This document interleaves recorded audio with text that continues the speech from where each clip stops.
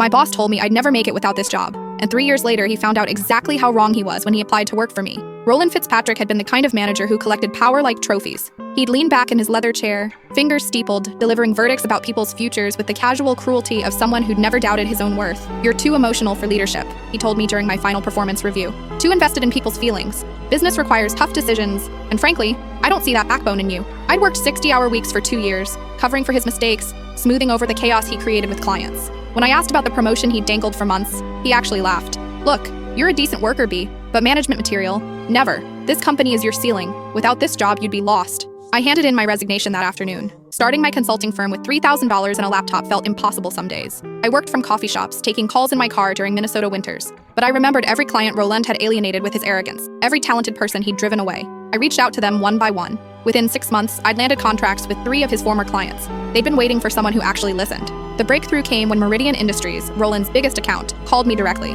Their CEO had grown tired of his condescending attitude and cookie-cutter solutions. "We need someone who understands our culture," she said. "Someone who sees us as partners, not just billable hours." I built them a training program that increased retention by 40%. Word spread. By year 2, I had 8 employees and a waiting list of clients. I'd moved into a downtown office with windows that actually opened, something Roland always claimed was unnecessary expense. The call came on a Tuesday morning. My assistant buzzed in. "There's a Roland Fitzpatrick here to see you. Says he has an appointment, but it's not on your calendar." My stomach clenched, but I told her to send him in. He looked smaller than I remembered. The expensive suit couldn't hide the defeat in his shoulders. He sat across from my desk, the same spot where I used to sit in his office, absorbing his criticism. "I suppose you're enjoying this," he said, trying for his old smugness but failing. "Actually, I'm curious why you're here." He shifted uncomfortably. "My firm is downsizing. They're eliminating my position." His voice cracked slightly. "I saw your company's growth in the industry newsletter. Impressive numbers."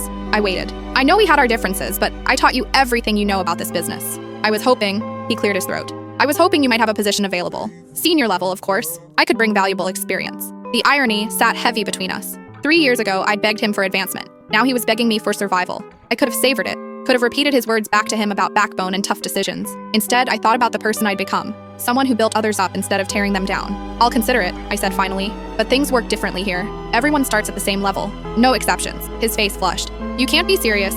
After everything I've contributed to this industry, the offer stands as stated," I interrupted, using the same tone he'd once used on me. "Take some time to think about it." He left without another word. 2 weeks later, he called and accepted. Watching him adapt to being just another team member taught me something unexpected. Power wasn't about having the biggest office or the final word. It was about creating something better than what came before. Sometimes I catch him looking around our open workspace, watching employees collaborate freely, seeing the retention rates posted on our wall. I think he's starting to understand what real leadership looks like. And sometimes, when I'm working late and see his light still on, I remember that lost, desperate version of myself, the one who believed his lies about my limitations. That person wouldn't recognize who I became.